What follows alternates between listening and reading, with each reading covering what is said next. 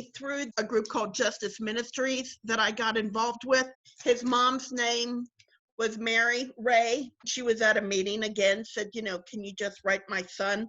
I just want people to get to know him because of what he was accused of was not right.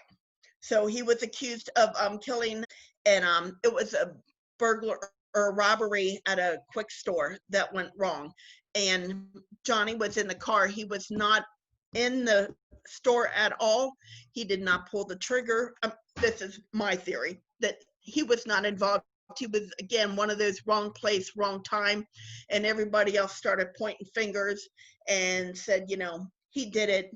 And Johnny didn't have money for a good lawyer. And so I got involved with that case. And so it got to a point where, again, I'd go over there weekly. And a lot of times I'd just pick up groceries and just go over and, she'd sit and, we just sit and talk. She had no clue what was going on. No one in the family had had any dealings with lawyers. And their lawyer, they had a public defender, wasn't the best. And so he really kind of kept them in the dark, only called them after she would call them and say, what's going on. So that's where Mary and I then would get on the phone and we would call the public defender's office up in Columbus. And it got to a point where that was our weekly meetings. I would come over, she'd have a list of questions that Johnny would call her about.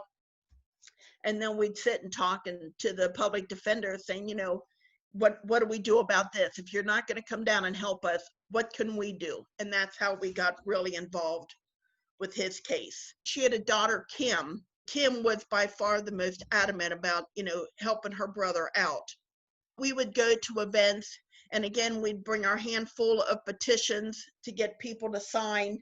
And an issue was that the widows would also be doing what we were doing. She was getting petitions together and saying, they killed my husband. He worked for Procter & Gamble. So we knew she had a lot of money backing her up, and we knew that they were going to have the best lawyers that they could get.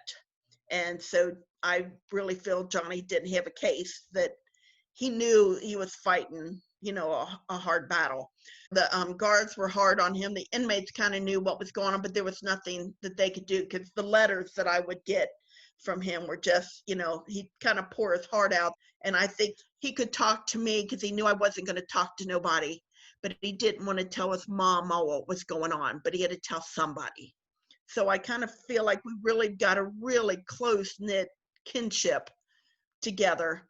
And I know he had several different dates, and I was up there every time up at Lucasville for every protest that we, could go up there.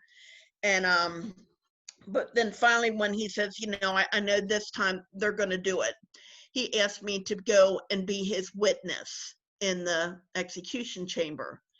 And I said, Johnny, you don't want me there. You need to have your mom there. You need to have family looking lovingly on you. I said, I can't be the one there. They need to take that spot. And he says, I don't want mom to see me like this. And I said, but your mom needs to be there.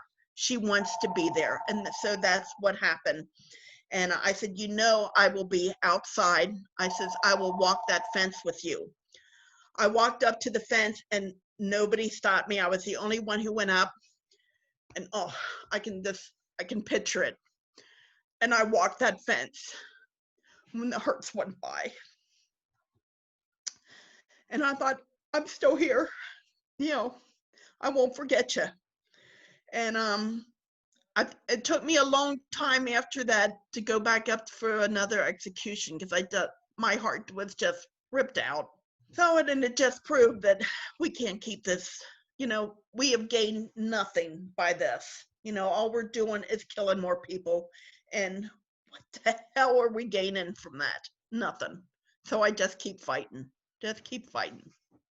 I didn't really realize that I had started something. And then Alice kind of came to me and she says, she says, what you did with Johnny and with Sean's family, she says, we need to be doing that with the rest of the families.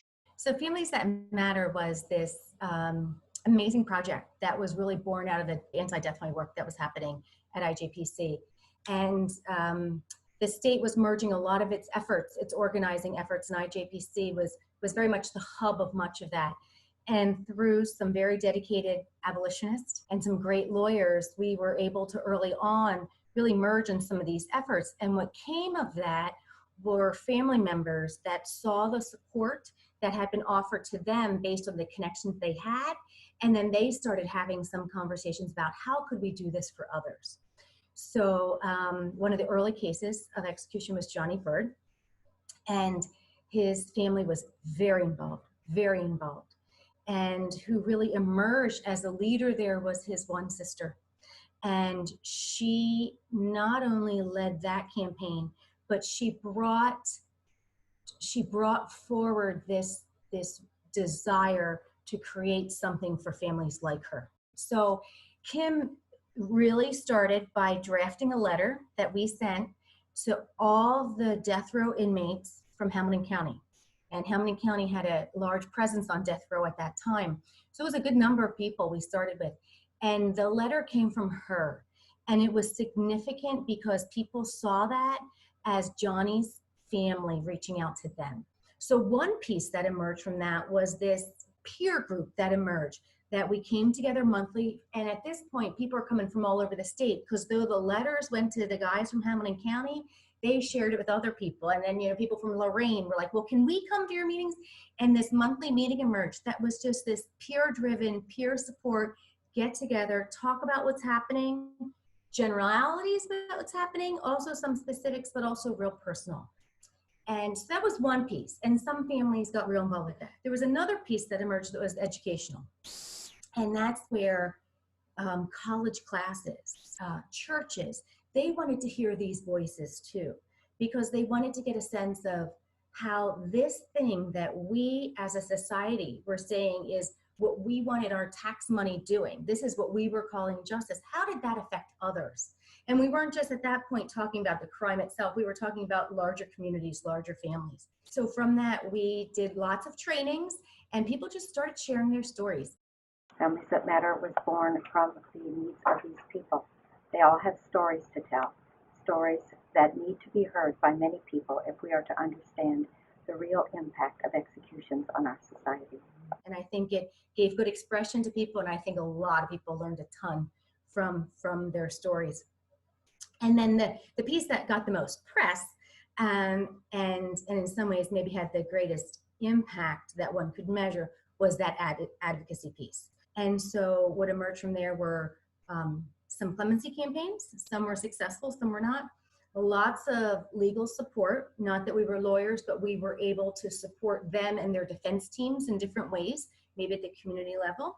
And then also some really good work around press. So sharing the stories from a different point of view with the press, getting press on for some as real advocates, and also educating some families on the best way to be speaking with press so that the press could be helpful in facilitating whatever they were really trying to share. And so I think those three pieces just kind of continue to move. And as we've seen so many changes and so much awareness, and it's such a different world now, 20 years from now. And I would say that IJPC had a significant role in what the families were able to create. But the story is about the families, because it's nothing we did.